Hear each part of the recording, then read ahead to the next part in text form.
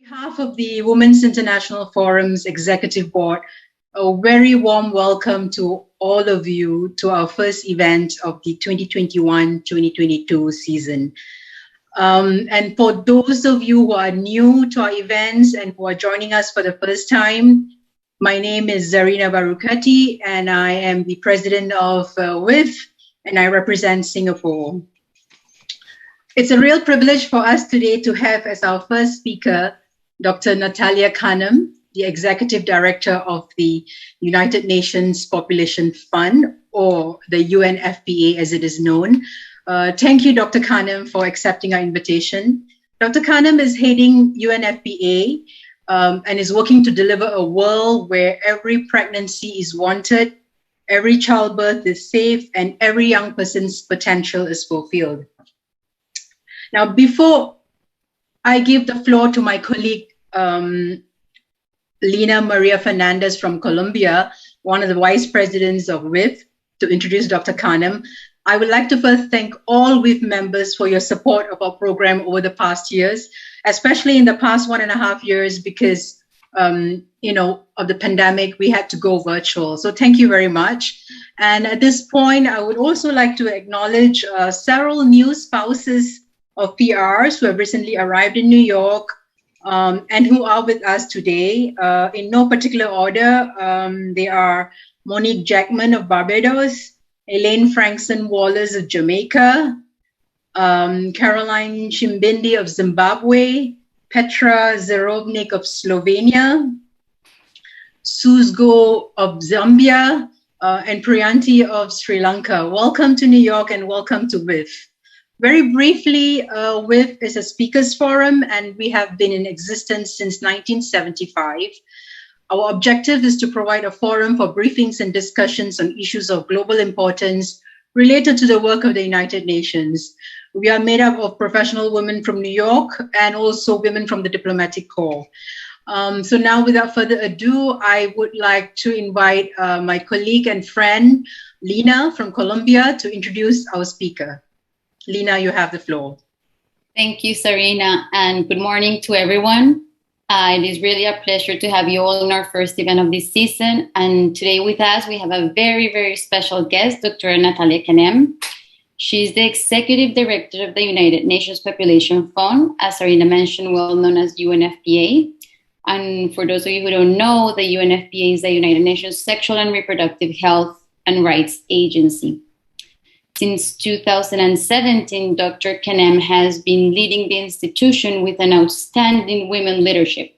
It was in 2014 when she first joined UNFPA as a country representative in the United Republic of Tanzania, and in 2016 was named Deputy Executive Director in charge of programs.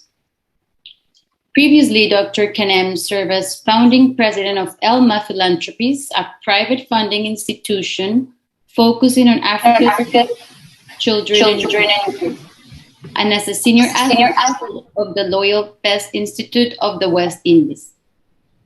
Dr. Kanem has devoted her life to preventive medicine, public and reproductive health, social justice, and philanthropy.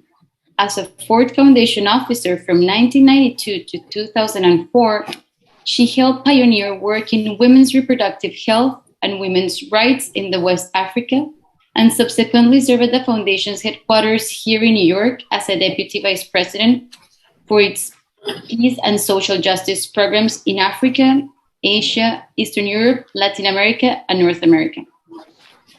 Her fight for women and girls' rights and choices position, as you can see, has positioned her as one of the most influential people in formulating global policy on sexual and reproductive health and rights in the SDGs era. Dr. Kanem holds a medical degree from Columbia University and a master's degree in public health with a specialization in epidemiology and preventive medicine from the University of Washington. She's magna cum laude and graduate of Harvard University in history and science. For the Women's International Forum and myself, it is a great honor to have you here today, Dr. Kanem. Please receive from all of us a very warm welcome to our forum. Thank you so much, Lina, for that excellent introduction. A quick reminder to everyone that this is an interactive fireside chat. In the second half of this event, you will have the opportunity to ask questions. So if you would like to ask questions, please indicate your name in the chat function and we will call you in the order that your name appears. So once again, a big thank you, Dr. Kanem. I'm a big fan of yours, and I've been meaning to invite you to WIF for more than a year. So I'm very happy that you're able to join us today. If you don't mind, maybe we can, I like to start with a personal question. You were born in Panama and you spent your early childhood years in Panama. And as Lena mentioned, you were educated in the United States. You're a medical doctor who started your career as a researcher with Johns Hopkins and Columbia University. And then you worked in the private sector for a very long time. How did you end up working in the United Nations? Well, thank you, Zarina. It's a great question. I wonder sometimes myself.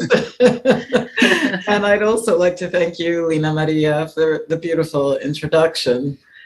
I am really excited to be with WIF today. I believe that women are powerful. And in our professions and in our families and working with allies, I think, when a group like WIF chooses to use the power that you represent to help others, it's really, really wonderful. So I'd like to commend all of you.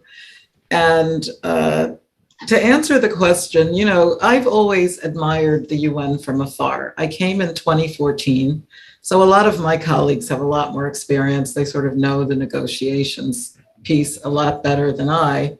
And I've really been lucky to work with UNFPA because there are about 5,000 of us in 150 locations all around the world. And these are really dedicated, caring, smart people who are very buttoned down in terms of the technical side. And that's been a big advantage. So in terms of my journey, I was an immigrant to the United States, very grateful for the education that I received here. After my father died when I was 6, I came here at the age of 7. Panama is still very vivid in my imagination. For those of you who've had the opportunity to go there, it's a crossroads country. And so I was exposed to different types of people and societies and had neighbors who were, for example, indigenous people, et cetera, from an early age. And then coming to the States it wasn't exactly rural, it was, upstate, as they call it in New York. I was a very curious little girl, but I was also aware, being Black, speaking Spanish, which I kind of focused on English to the detriment of my Spanish. And also in the cold world, when I got here, winter was coming. And it was a little bit of a lot of adaptation. And I'm sure for those of you who are moving constantly, you know exactly what I'm talking about. So I was aware of the United Nations and model United Nations and kind of happy to know that there was this distant group of people somewhere off there, doing whatever they did for peace in particular as part of their mandate. So as an undergraduate student, and I went to Harvard in 1975, it was actually, I started at Harvard in 1972. And that was the first year when men and women were kind of mixing. It had been Radcliffe College over here and the male Harvard College over there. So again, I have to say this because I'm talking to WIF. It's kind of interesting because we were very proud to be the first women in Radcliffe Yard. And 20 years later, looking back at my friends who had the women's experience, which I did not, and seeing how close they still are and how that sisterhood is powerful thing worked out for them, I really saw that I had missed something that I didn't really know about until later. Anyhow, it was in 75 when I became interested in women's reproductive health, knowing I was pre-med and all of that. I went to the first UN World Conference on Women in Mexico City. And it was incredible. It was small. It was nothing like what we have now with the big conferences. But you met people, you saw like grassroots women, what they were doing. You met, academics and all manner of people at these at that initial conference that I attended in Mexico. But then I went on, I did my career in pediatrics, where I actually focused on HIV and pediatric research. So it was not until 20 years later, when I had joined the Ford Foundation, trying to see what we could do. AIDS, and by that time, low birth weight in babies was my focus, that I landed at the Ford Foundation in time for Cairo. So I was a young foundation official, sort of, definitely bottom of the totem pole at that point. But being in Cairo, hearing the great Dr. Nafis Sadiq of UNFPA, interacting with, in particular, West African women, which our foundation had sponsored to go there, and the next year in Beijing. So I think, again, these were formative experiences. I wasn't expecting to land in the UN. I've always been very focused on science and faculty and the power of evidence in academia. As part of that, I met one of my big mentors, the Nigerian Olikoye Ransom Kuti, who eventually, once he was Minister of Health of Nigeria, and then I was working in West Africa with the Ford Foundation, I really got a big dose of tropical medicine, public health, and the fate of the African girl. That understanding came from that period. So, fast forwarding to when I was now head of the ELMA Philanthropies, which is a big foundation that works on children's issues, primarily in Africa, although they also do a lot in emergencies all around the world. And UNFPA invited me to look at a small position in Tanzania. And I thought, this is really great. Towards the end of my career, I'm going to go full circle. I'm going to have a limited set of responsibilities in one country and show that, one step at a time, you can make a difference. So I jumped out of philanthropy and came to the United Nations. And I think it was the right time at the right place for Tanzania and myself, eventually coming to headquarters as deputy, and then now as head of UNFPA. So it's been exciting. Yeah, I really like your one step at a time, you can make a difference. Following up on that, not everybody here knows exactly what UNFPA does. So could you, in simple terms, tell us what kind of work, especially on the ground, that you do? Well, yes, just very simply, we are part of the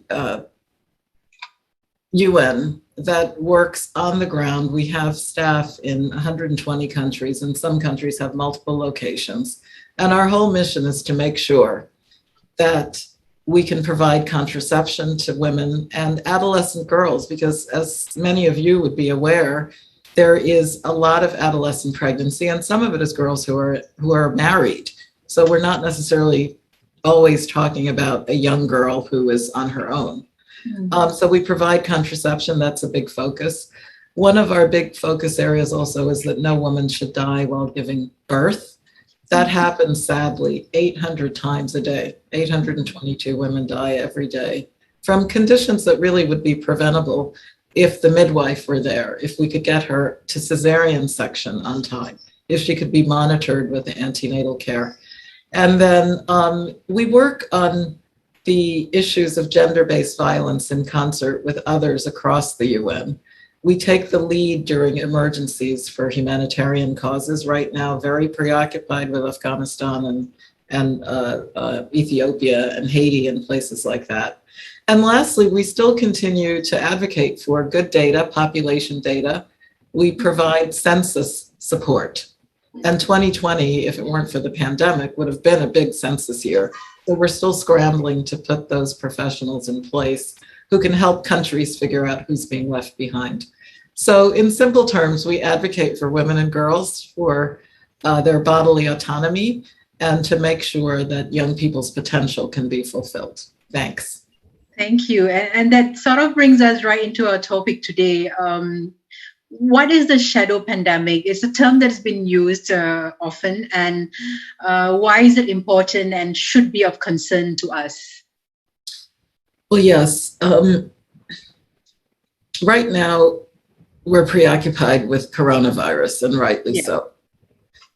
But for years, for time immemorial, there has been power imbalance in the world, and women have been at the short end of the stick.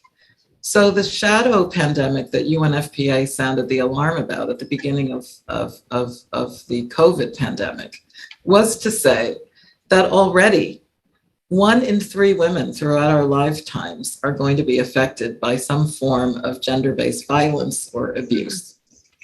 So knowing that with COVID, there was going to be so-called lockdown and close quarters and people losing livelihoods and tension in families, we wanted to be clear, and UN Women joined UNFPA in this and many other parts up to and including our Secretary General with his Peace in the Home campaign, saying that the shadow pandemic was there all along. We just never realized the urgency, or we weren't willing to admit that this is also a global emergency. So that shadow pandemic of violence is something that each of us can do something about, and each of us can advocate to come to an end. Yeah, and as you alluded to, the global COVID-19 pandemic has really put a spotlight on the crisis that's facing women and girls. Concretely, what are your biggest concerns right now? And do you fear that we are going backwards and losing some of the gains that we've made over the past 25 years? And also concretely, how has the work of the UNFPA on the ground been affected by the COVID-19 pandemic? Well, great. Thanks, Serena. I reflect on this a lot. And my biggest fear is that people will be fatigued and give up. So before coming to you, I met with our all staff worldwide, congratulating them because we just had our strategic plan go through and it focused on what I just mentioned. There was lots of debate, but also to say to them, fatigued though we may be, we've got to keep going, because the fear is that women's issues are going to be swept under the rug. And the intimacy of the family, the fact that families should be protective, is where I'm going with this. When we speak of a woman's bodily autonomy, her ability to say, I'm going out or I'm not going out, I'm going to the doctor or nurse or I'm not going to the doctor or nurse. Today, only 57% of women around the world can say that, meaning that nearly half cannot. And usually they're subject to dynamics within their family, usually by the male in the family. And it could be their son. It's not always a husband or a father. It could be a distant relative. So I'm preoccupied with making sure that we don't turn the clock back. This is dangerous for women, not just physically in terms of violence and femicide, which we will be highlighting along with others during the oranging of the world for the 16 Days Against Violence. But it's also dangerous for those sustainable development goals, for the world economy, for, women are more than half the world, actually, when you think statistically. So this is what preoccupies me, and this is what makes me very clear that, speaking to WIF today, speaking to my staff today, we always have to stand firm on the human rights of women, and very proud to serve with Antonio Guterres, because he has been a force for good in terms of making that clear as well. Thank you so much. You've given us a lot to chew on.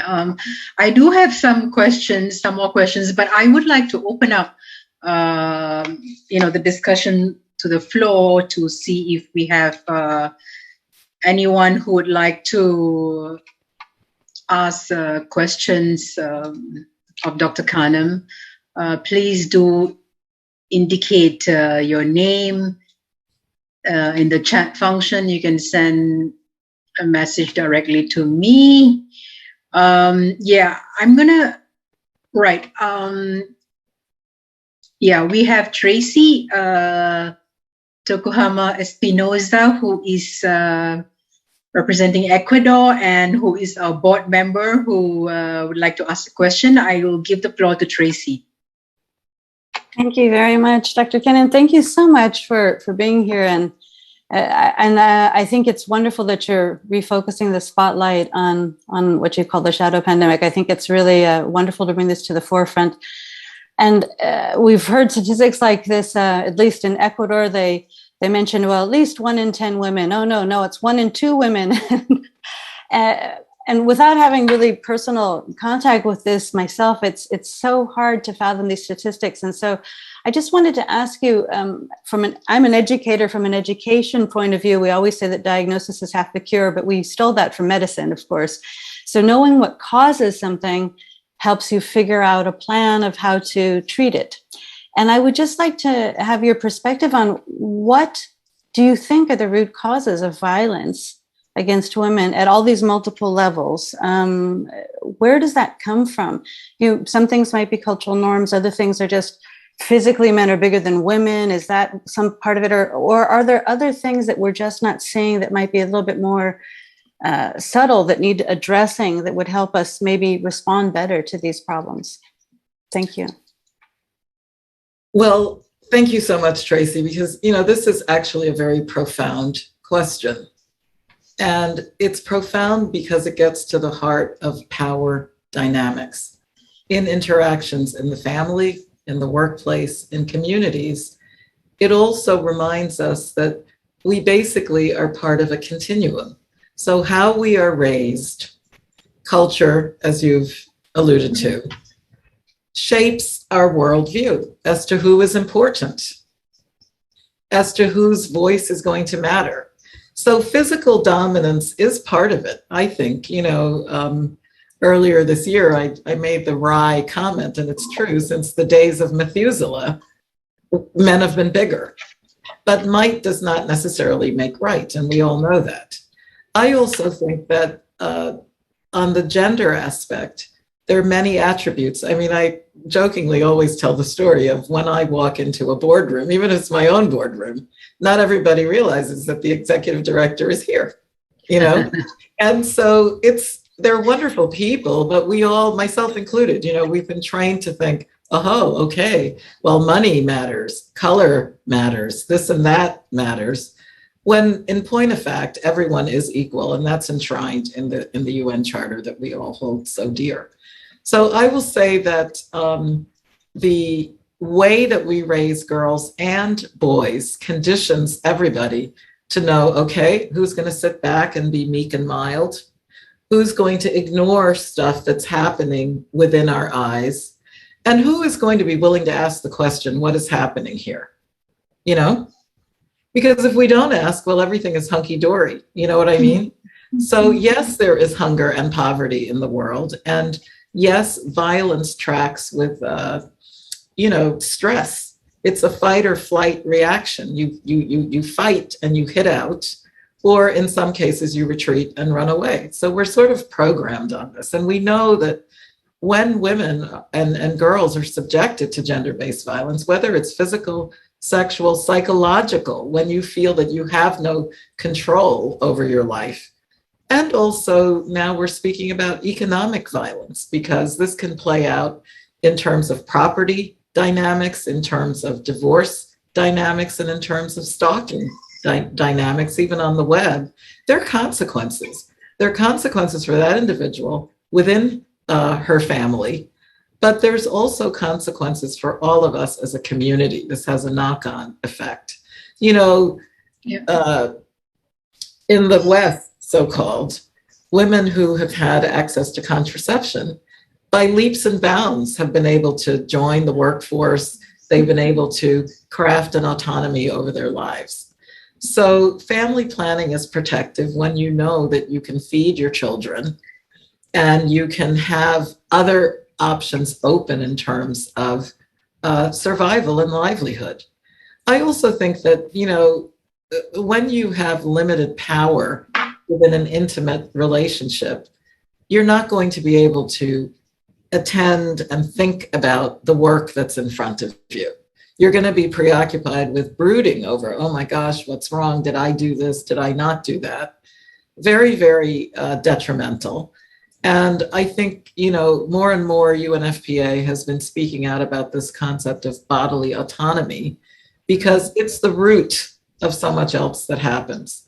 Look, I don't want to go on too long on this, and I want to say, though, that these are questions of the moment that the world is grappling with, and that while we don't have finite answers as to the root cause, or, each case can be different, what we know is things have to change, and it shouldn't take another 20 years or 50 years for that to happen. There are things that we can do today, and we have to be willing to step up and protect women. First of all, preventing violence before it happens. And here we depend on male allies to also speak forcefully on this issue.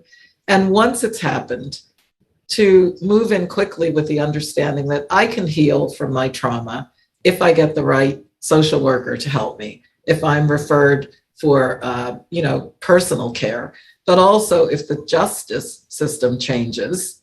So my issue gets dealt with, but it's also a symbol for the rest of the community that action will be taken. So let me leave it there. Thank you, Tracy and Zarina. Thank you so much, Dr. Kanem. We have Arlene next. Arlene is from Canada, and she's also a board member of WIF. Hi, Dr. Kanem. Thank you so much for meeting with us. I've always believed so much in the power of education. And I remember the saying, whatever the question, education is part of the answer. And right now, what I'm worried about are the women and girls, of course, in Afghanistan, who are almost immediately, from what I've heard, being denied the ability to go to school, especially the younger ones. I wondered if you had any update or anything to say about that terrible situation. Well, thanks very much, Arlene, and thanks also for making it clear, even as a doctor, I'm an education advocate. That's what makes the difference. And, the data and evidence are there to prove that if you educate an adolescent girl, it's really a smart investment. For Afghanistan, huge concern. And up to on the weekend, 2 days ago, I was in a very, shall we say, vivid conversation with someone who felt that, look, if in Afghanistan, Taliban are saying separate education, that's going to be okay. The fact is that girls have a right to education. It doesn't matter who's in government. I mean, this is fundamental. This is part of the agenda that's been proven in terms of all the human rights documentation. And girls who are home from COVID around the world, far less in Afghanistan. Yeah. We also know, and UNICEF has been talking about this, that once a girl drops out of school, it's much harder for her to go back than for a boy. This is going to add to the burden that was already there before. And so we have been very vocal, and we're on the ground in Afghanistan, monitoring minute to minute what's happening in that country, because one of the things that we're noticing is that even when pronouncements are made in Kabul, each province is having a different experience. So we're on the phone with our midwives and our nurses literally every day. This is what our representative reports on every day. We get an action update. And for us, our safe houses and our family health houses, which are midwife run, continue to be open, but it's getting harder and harder for them to be able to maneuver. You need to have, in some provinces, a male escort, the mahram that some of us have been hearing about. And not every household in Afghanistan has a man in the house. Think about it. I mean, conflict for decades. And so if you're a widow, or if you're a woman who's on your own trying to raise your kids, we have to advocate for their ability to stake out their livelihood. And more generally, because of the pandemic, we have to insist that means be taken so that girls will be able to finish their secondary education, which is the single most important factor in her future economic viability. Yeah. Thank you for that response, and thank you, Arlene, for the question. I mean, as I was listening to you, Dr. Kanem, it just occurred to me that, as you said, a lot of it is cultural, and unfortunately, in some situations, in some countries, you need to work with the men to find a solution. So, I mean, I'm interested to find out how UNFPA is thinking about addressing this situation creatively, to work with the men to still ensure access to education, access to contraceptives for women and girls. And then after this question, we have several people who already indicated they will ask, and I will give the floor after this to Betty Robbins. Well, this is a great conversation, and I'm glad to be here as a catalyst, but I just want to assure you that these are exactly the types of things that we're talking about in UNFPA on an ongoing basis. And so this term male involvement in terms of getting men to partner with us, very, very important. We believe in partnership. That's what makes a difference. And male allies do need to step up because that's where the power is today. And yes, we're making progress in terms of women in government and women in institutions. And, the mayor, that's who I'm looking at, the person in the district that can really flip the switch and make things happen. But what we've been doing lately that's creative and a little innovative is trying to show men that they are harmed by gender inequality. Self-interest. If it works, let's use it. So, for example, in the country of Niger, which is a beautiful country, it's on the border of the Sahara Desert, and they have huge drought problems. That's the country today that has the biggest fertility rate. The average woman has 7 children, 7.1, meaning some have 14, right? And a few have none. So we've been intensifying our work there. Government is actually on board with the UNFPA program. And there, because it's a predominantly Muslim society, we also are very aware that the male role is highly important. And we work with men and with religion, because that's where the woman is and that's what's important to her. So there we have innovated with what we call École des Maris.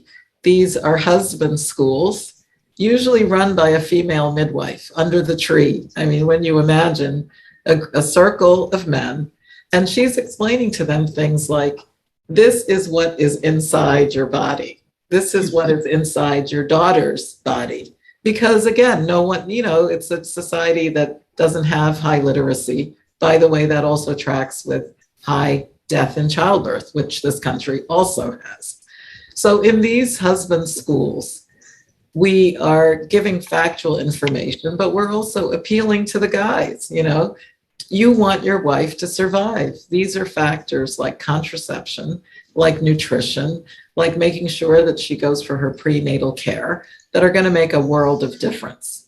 And it's been extremely popular. The traditional chiefs, who are also religious authorities in this country, have embraced this agenda, and it's taken on a life of its own. Moving now to other types of countries, we've also said that for young boys, I said earlier, who we also need to reorient, as the mother of a son myself, I think about this, that boys should use their privilege to defend and protect their sister, their sportswoman next to them, and to speak up and not turn a blind eye when people are making jokes about bodies and trying to insinuate things or to coerce a girl. And so whether on the buses of Sri Lanka or in the sports teams of Senegal, touche pas ma sœur, to raise their consciousness that, guys, you're part of this work with everyone else. So those are simple examples, but at the same time, again, when the Secretary General says there must be peace in the home, and already more than 140 countries have signed up for this, that's a type of powerful male allyship. When we have men who are willing to interrupt and to say, you can't speak like that, or give space for the woman on the committee to give her piece, and let's hear her voice. These are powerful reminders that equality gives us a sharper shot at getting to 2030 with some success from the planning that we're doing. Thank you. Thank you so much. We have Betty Robbins next, and after that, Elaine Frankson. Thank you, Zarina. And thank you very much, Dr. Kanem, for what you do and for joining us today. If I can go back into some of your previous answers, where you've talked about what UNFPA is doing around the world, can you give us some insight into how you make the very difficult decisions at UNFPA of where to focus your finite resources, because everyone has finite resources. And as you point out, this is a problem around the world. Well, this is a great question. And sometimes I think to myself, it's a little bit of karma that now I'm in a position where I'm actively seeking funds all the time. Because, you know, the better part of my career, I was a funder in foundations that had a lot of money. So a couple of things. Betty, this question also comes back to something that can have a gender dimension. The fact is, I have to ask people who have money and power to share it. And I'm happy to do that. But I had to overcome a lot of my own personality, which really, I'm not necessarily out front in my real self. I'm very modest. I would prefer not to be in the front of the room, or with the microphone in my hand. But if that's what it takes to defend women and girls, then we all have to get better at making that ask. And I've really trained myself to look people in the eye and say, how about it? And so we have been successful despite the pandemic. I don't take for granted. We were with Global Citizen over the weekend. DSG, Amina Mohammed, has been a big champion of our work, which can be controversial. And we do have to choose. Our strategic plan, which just got through with consensus, which we're really grateful for, because as we all know, and WIF knows better than most, member states don't always agree.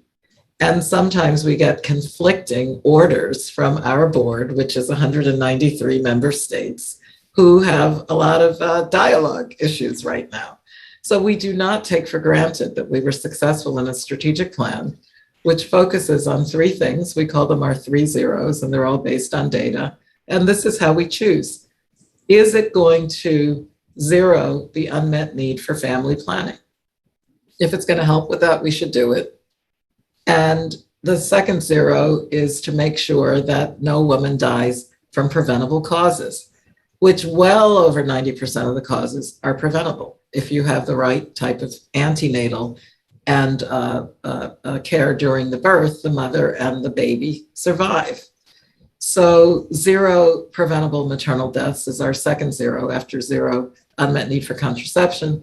The third you've already brought to the fore in our meeting today, which is an end to gender-based violence in all its forms. And I will hasten to say that child marriage is not marriage. It's someone who's underage, who's getting married many times against her will. And we featured this, and I'll make sure that the members of WIF have the link to our State of World Population Report from last year, titled Against Her Will. And it spoke to child marriage and FGM, female genital mutilation, which we also codify as a form of violence.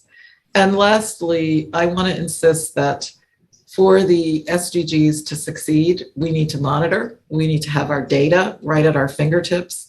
And for this, we need population-based statistics. Who is most likely to be left behind? The indigenous girl, the African descent woman, the African woman in Africa.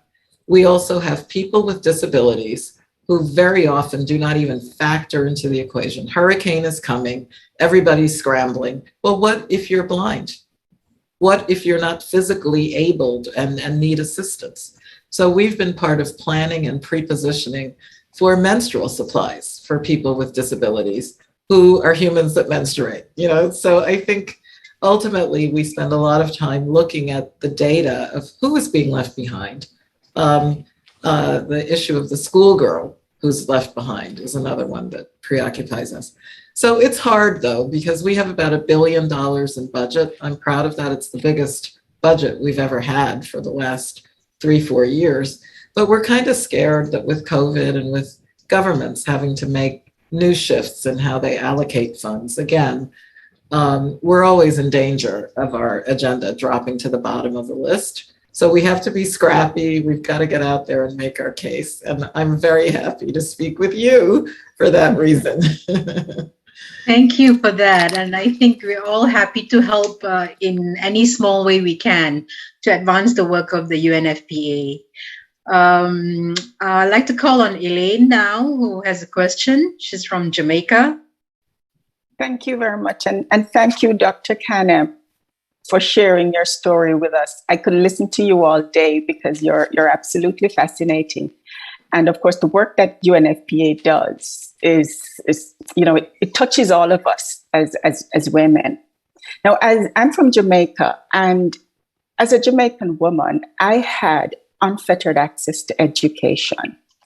There were no limitations in my family with my brother going to law school and myself going to law school.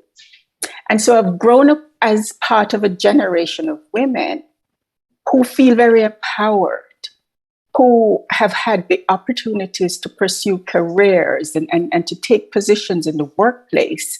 You know, unlike my mother-in-law who had to resign her job in the bank every time she got pregnant. And I'm looking at the impact of the COVID pandemic on women and the exodus of women from the workforce. And it is deeply troubling to me. And I would like to hear your thoughts on whether you see that we're almost in a position to lose some of the gains that we have made as women. Because when women as caregivers have to leave the workforce, whether it's because of children or aging parents, we're looking at a generation of women who might be set back. And I'd like to hear your thoughts on how we can stem that tide. Well, thank you. I mean, I believe you've made the case very eloquently. And for two things. One is for education, again, as being a powerful influence on a woman's future, but also on the very important question of choice. And part of the calculus that a woman has to make when she is not a woman of means, and I mean, right now, poverty and hunger are pervasive in this world. There are 40 million people on the brink of not knowing whether tomorrow there'll be food on the table. So for her, these equations of women's rights, she may not phrase it like that, but it is very important to recognize that she is the unpaid caregiver during COVID. She's the one who is the face of a female health workforce that we had to scramble to provide PPE for. And she's very often forced to make Hobson's choice between, do I look after my family or do I keep a job so that I can feed my family? So around and around we go. I think the backlash against women's rights, including reproductive rights, which are fundamental because sexual and reproductive health, you mentioned who has to resign when they become pregnant on their job. Who is it that is ordered out of school when she gets pregnant? No one asks any further questions. How did this happen? And ultimately, I think the contested area of sexuality education, so that girls do not dwell in ignorance, nor boys for that matter, but I focus on girls because stigma is real. Look, sex and sexuality are intimate, hopefully joyful parts of life. But everywhere, it's a highly charged, sensitive subject that UNFPA has to deal with in the context of multiple cultures, which leads sometimes to our work being criticized. But our sincere aim is to protect a girl from making missteps in teenagehood that are going to be damaging for the rest of her life. And so ultimately, I think the energy that we've been able to put in and channel towards upholding the Cairo platform, which was one of the first to look at rights, to look at the environment, to look at all the dots that connect. We're here to defend that woman who is a caretaker, She's a worker, a cashier in the local, food shop somewhere. But what's going to be very protective for her is to have access to the type of care that allows her to live to fight another day. And that's exactly what sexual and reproductive health does. I also think we have to persist to partner. That's where, Zarina, we started off. It's governments that have to do this. It's communities. It's young people who we have to entrust with being smart enough to take the ball and run with it. NGOs are playing their role. I think we also, need our elders, whether religious or traditional societies, and the private sector. Because, again, back to the point that you were making, what happens on a job can be protective or it can be damaging. So if the private sector is saying, yes, maternity leave paid for an adequate amount of time for women, and dare I say paternity leave, because isn't this a family with two parents? If they're saying, yes, we need that ability for a mother to breastfeed in private on the job, et cetera, they can set the tone. And they can also contribute, which Global Citizen, because it just happened over the weekend, the concert allows private sector to pledge to help the United Nations to achieve our goals. So we see our piece of the SDGs, mainly number 3 for health and number 5 for gender equality, as connecting to all the other ones. Yes to education, poverty, hunger. We're very excited now in the digital space.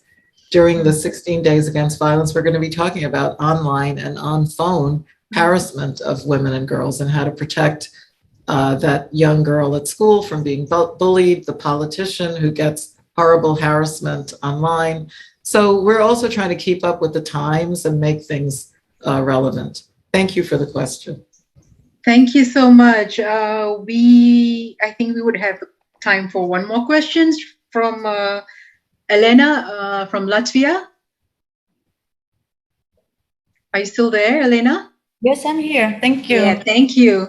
Thank you, Dr. Kanem, for your time with us. Kind of related question. So my question is about relation between two concepts, which looks very close. It is women's rights in general and women reproductive rights. So if we look at women's rights as opportunity to be treated equal, to have the same legal rights as men, you can hardly find any official, any leader, at least a democratic world, who will argue. However, if we talk women reproductive rights, which include birth control, right to terminate pregnancy, sex education at school. So currently, in modern world, there are whole movements which fight against these rights and sometimes have support from leading parties. So it looks like these are completely two unrelated problems. I mean, looks like someone, not for me. So could you please comment, what is the strategy to combat this opinion that this is completely two different unrelated topics? Thank you. Well, I hope my team is online with me and taking notes, because you just condensed the whole crux of the matter in that question. I maintain that when we look at the issue of rights for any human, and this is also an ethical principle, the ability to choose what happens to you, to have autonomy over your body and your fate is what we're talking about. It's part of our dignity. It's part of our birthright. There is, I think, a lot of politics that interferes the minute that women's sexuality comes to play. And I've had to read history. I've had to get with it in terms of reading theater and non-verbal ways of communicating what womanhood really is. And womanhood is powerful, but it's also very threatening. Women tend to ask questions that shake up the status quo. When it comes to control over women's fertility, this is dangerous, not just, again, to her physical health, because the early pregnancy, repeated pregnancy, pregnancy without care, without a skilled attendant, can be lethal to your life.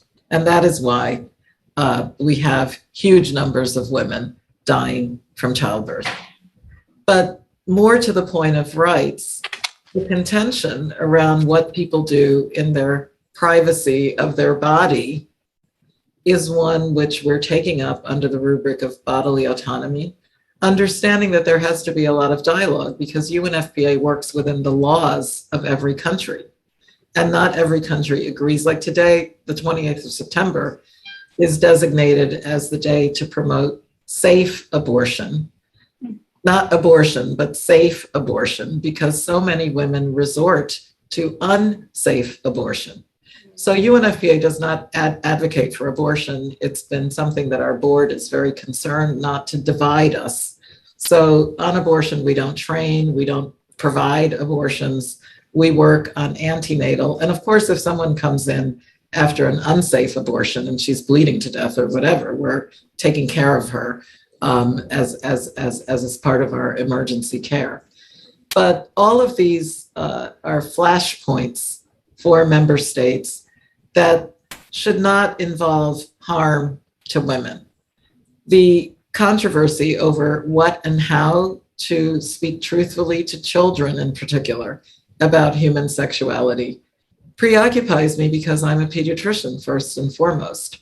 And so when a girl is being abused, let's take that case, and she has no words, she doesn't understand what is happening to her, her whole spirit shrivels. She can't speak to her parents. She can't talk about things that she has no vocabulary for. And quote unquote, when she finds that she's pregnant, and I've talked to so many girls who've said to me, Doc, I don't know how this happened. And I'm looking at them and they're looking at me. So this is why, again, I think we have to be willing within our sphere, and it's different everywhere. I think WIF has that advantage because you come from all corners of the globe. Okay, if we can't approach it this way in this setting, how can we approach it? But let's not sweep it under the rug. Human rights are valuable, they're protective. They're also the universal birthright for each and every one of us, and sexual and reproductive health speaks to that in a very powerful way. Thank you so much, Dr. Kanem, for that very informative and also very inspiring response to all the questions. You know, I really didn't know that today was a day that commemorates safe abortion. I also want to let Dr. Kanem know that your staff are on this Zoom call and they have answered some of the questions that were posted on the chat. So thank you so much to your staff and to you for taking time off your very, very busy schedule and important work to talk to us. And as I said before, we at WIF really want to make a difference. We want to help in any way we can. So please reach out to us and through us to our members to see how we can help you. And lastly, if there are any more questions from WIF members, please email to WIF and we're happy to connect you to UNFPA.